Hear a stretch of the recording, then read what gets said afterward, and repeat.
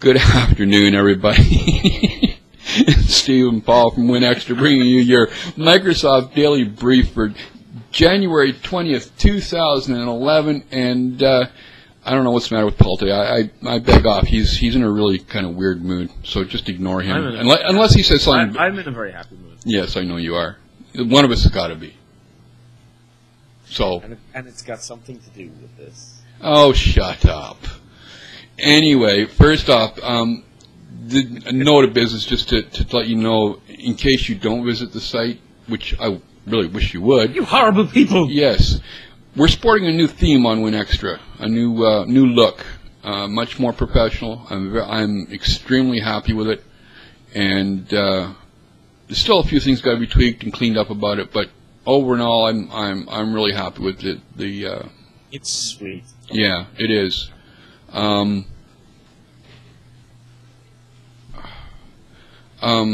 You look confused there, Hudson. Yeah, well, I had someone knocking at the door. Distracted. Yeah, I know, distracted.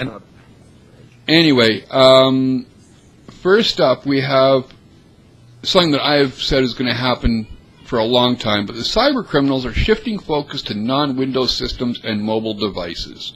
Well, you know, it had to happen. Yeah. You know, basically, it's about the size of the footprint, okay? And Microsoft still has the largest footprint in terms of devices that are out there, in terms of PCs and stuff. But, you know, steadily over the years, Microsoft has been improving the security. And while security is never perfect, I don't care who you are or what you do, you know, the fact of the matter is security can never be perfect. Microsoft has made it so that they've kind of passed that tipping point where the amount of work required is now greater than the dividends. Greater than the dividends, exactly. Yeah. So they're looking for easier platforms to target now, and of course these are all the sort of the other operating systems that are coming out. So you're talking about mobile devices, mobile operating systems, iOS, etc., like that. They're easier targets because they don't have that years and years of security background built into the operating system. I have been saying for years, and this is even before the whole iOS and iPhone and Android thing came on, that there would come a day when all those Apple tards who said that, you know, Apple ruled because you couldn't get viruses, it was like, oh, can I stick up the middle finger at you guys? Yeah, but for years, you know, it's kind of been the judgment of, okay, how do you instantly spot an Apple fanboy? Well, they're the one that immediately claims that their operating system can't get viruses, because every operating system gets them. Oh, yeah. Even Linux. Who knows? Yeah. Not many, but they are out there. Yeah. You know?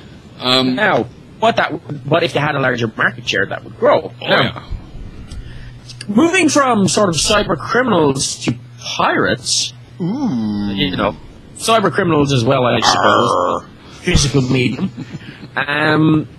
Recently, old Baldy, Steve Ballmer himself, was at a meeting with President Obama and President Hu Jintao. I can barely pronounce the guy's name. He's the president of China. Now, there was a whole bunch of other, you know, influential CEOs there as well as CEOs of Chinese companies that operate in the US. And Ballmer apparently is the one that raised the question of cracking down on piracy in China. Now, we have discussed before that every year Microsoft loses hundreds of billions of dollars in China due to piracy. And it's not the difference between China and sort of the piracy that you might get, say, here in the US or in Canada, where you have, you know, your home user maybe downloading and cracking it, and, you know, but what we're talking about in China is piracy at the corporate level. We're talking about, you know, medium to even large-sized companies with hundreds upon hundreds of installs of Windows and not a single license paid for. Well, you know, totally off topic, but when I look at this post over at My Northwest, they got a picture of Baldy with his wife in the White House. I want to know, how did he score such a good-looking wife? I don't have the post open in front of me, so I can't answer that question. I've only got our show notes, so. But you know what? You know what? What? It's amazing what kind of an aphrodisiac money can be, and just how blind money can make you. But no, in all honesty, not to play judgmental on Steve Ballmer's wife. As far as I know, she's a highly educated woman herself who doesn't need Ballmer's money, so to speak. No. Well, thank you very much, Skype.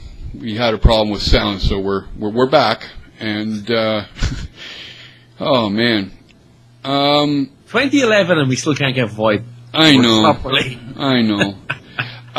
Apparently, there's a mandatory Xbox 360 update headed out that sneakily halts Call of Duty pirates. You know, I laugh at the term sneakily. Yeah. Like, you know, let's sneakily stop the pirates. No, let's just stop the bloody pirates who aren't paying for games that, you know, the rest of us are paying for. According to Joystick, you know, this sneaky update has stopped people playing their backed up games, you know, air quotes, backed up games, like Call of Duty and Modern Warfare 2 and that sort of stuff. It is a new firmware update. It does restore the you know, boot from disk option to the 360. I am not at all surprised to see this happening, considering on the PS3, Modern Warfare 2 has become ultimately unplayable. Yeah. Even Infinity Ward, the developers have said, you know what, we can't fix it because the security problems are with the underlying platform. There is no way we can fix the game. We'll just have to try and learn from it and fix it, you know, in the next game that we create. So the pirates have basically ruined Modern Warfare 2 on the PlayStation. And now people are wondering why Microsoft will be fixing this and ensuring this kind of thing can't happen on Xbox. You must remember, it's in Microsoft's interest to protect the investments of people who publish games on their platform. Yep. And there's no bigger game series than the Modern Warfare series. Yeah. Next up, we have it's your favorite story, so I'll let you have the pleasure of announcing this one. Yeah, February 1st,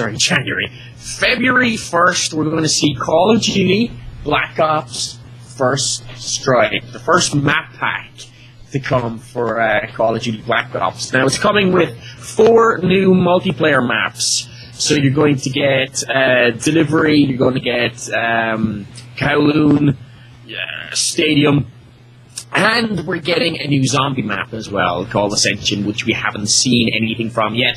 But as I'm talking, you should probably be looking at footage from the new maps as we're doing this. Now, it's going to cost 1,500 Microsoft points, or 1,200 Microsoft points, sorry, which in real money is about $15.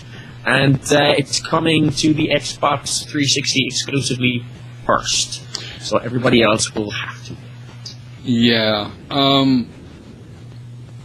We know I'm a fan of the Kinect for beyond just the gaming platform. Did you notice how he just moved on from Black Ops to Kinect without even a comment? I don't play it. I play real games. My hairy games. Anyway, there's some graduate engineering students at Washington University that have managed to hack the Kinect device to control and guide surgical robots.